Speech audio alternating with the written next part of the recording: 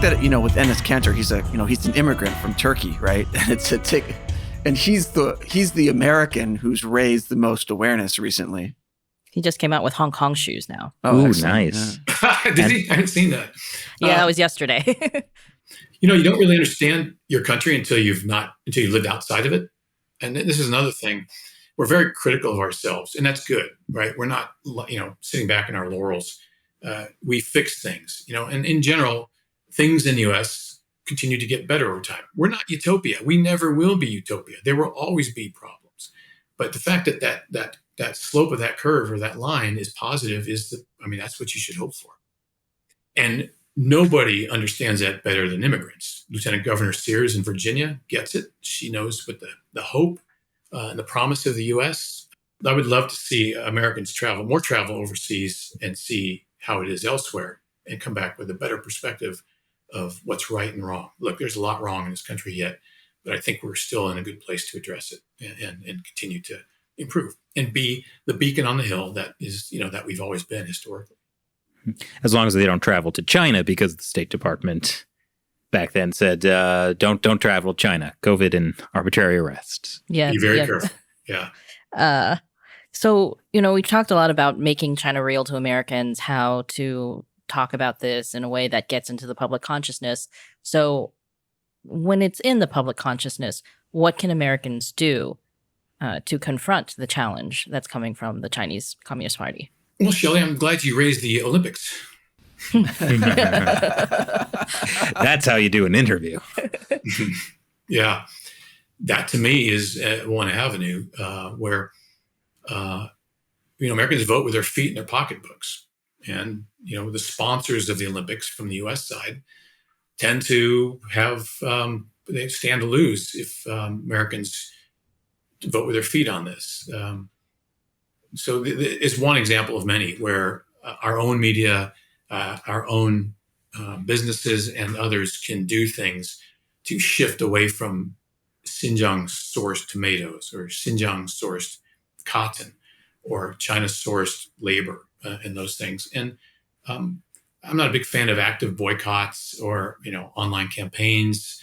But I just think common sense says people should just be more aware of what's going on. Just being aware will shape buying decisions, travel decisions, all these other things. It's just simple awareness. It seems like a simple problem, but as you can tell, and I've been frustrated with, it's really hard to get these things out into the public space.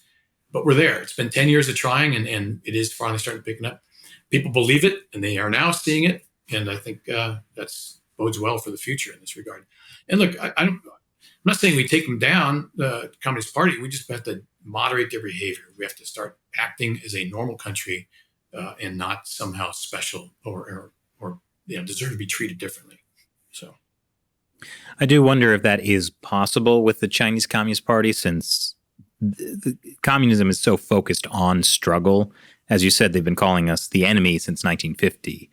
Like, if that is your worldview, well, the Biden administration has been calling it durable coexistence. I wonder if that is possible with a regime like the Chinese Communist Party. Well, they did a pretty good job between 76 and 79, or call it 1980. There have been rectification movements to kind of snap this thing out. Of course, that requires changes, which would be painful. But we were supposed to see a change here, and coming up in 2022. That never happened with the second term of the core of the party, the people's leader. You're hearing noises from inside China of people who are unhappy with the way things are going. The fact that the relationship with the U.S. has been so badly handled as to wake the Americans up to what's happening. So I don't think it's impossible. And I think there are enough moderate voices and rational human beings. I mean, Liu He, I think the negotiator on the trade deal, I think he gets it. I think there are people inside the system that get it. And you saw the Red Roulette. You interviewed Desmond Shum on the show, and there are people inside China who see the problem, and some here in the U.S. willing to stand up and say something. So we're back to just making people aware of the problem. Does that resonate inside the PRC? Well, the fact that they held his wife at gunpoint to to convince him not to publish the book. It tells you they're afraid of that book. So maybe these are all pressures that will force them to adjust course. Well, so as we wrap up the podcast, it is important for viewers to educate themselves. What sources would you recommend for people to look into? I know you mentioned Gary Gershanik's book, Political Warfare. Definitely, that's a great one. What else would you recommend, man? And the book that really made it clear to me was Silent Invasion, Clive Hamilton out of Australia, 2015. The story of the last Olympic torch marathon, 2008, through Australia, and the Chinese consulate had rousted a whole bunch of students to beat up the Tibetans and others who were protesting the PRC treatment of its minorities. I mean, inside your own country, they're kind of doing their own police operations. So that's the opening story in that book. I would definitely read that. And a happier book, obviously Red Roulette, you have to read. But Evan Osnos did a book called The Age of Ambition, which I thought was a fair treatment of the aspirations of the Chinese people, who we love, by the way. All of us have been focused on China all our lives. And I hope for nothing but the best for the Chinese people. But anyway, The Age of Ambition kind of speaks to their aspirations and what they want and all the hard work that they've put into, the miracle that is, the PRC over the last 40 years. So again, our concern's more with the government. There's 3 books and Political Warfare, 1 more, but that should hold you for a while. Well, thanks so much for joining us today, David. I feel like this is one of the rare podcasts where I'm walking away feeling hopeful instead of crushed. I'm hopeful. That is great. That's a good way to end the podcast, I think. And you guys are doing all the right things, so keep going. Well, thank you. And the audience can do the right thing by liking and subscribing and commenting for the algorithm.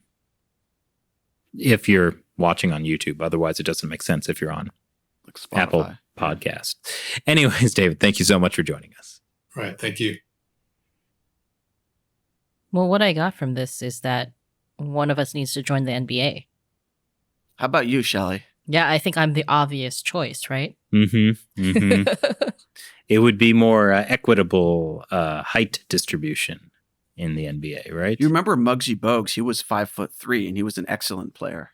I don't. How long ago was this? Oh, this would have been like the 90s. Okay. Yeah, he was on the Warriors back when they sucked. Okay. Yeah. It's good that John Oliver did his Taiwan thing. Uh-huh. I mean, he is kind of a knockoff Chris Chappell. That's right. We started this before I last do week have to tonight. give his team props that it was a pretty good episode. Like it was pretty nuanced on the whole issue. Yeah. Yeah. Yeah, good for him. Everyone's watching John Oliver. We're not on HBO and we're not at the point where we publish an episode and then 2 million people have watched it the next day. But we're getting there. We're getting there. Something is wrong with this world. No. I think we're getting there. Yeah. Look at how far we've come. That's true. 7 years ago, we had gone to Hong Kong for the 2014 Umbrella Revolution. And I know that because Facebook keeps reminding me. Oh, yeah, because that was... that this was this 7 time. years ago. These 2 weeks. And you know how many people we had subscribed to us at that point? Was it like 60 or 70? It was 66,000 subscribers. Wow. So we've come a long way. That is true. Yeah. And, it looks like we have some more to go, but it also looks like that the China issue is not going to go away anytime soon.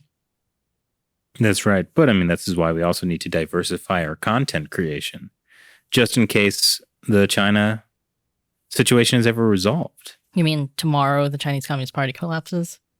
Well, hopefully not tomorrow, because then we're out of a job. But if we can ahead of time establish some new shows that become instantly popular, then we will future-proof ourselves. I'm thinking of doing like a makeup show. Cool. Or I guess what's the next great dictator that could threaten us all?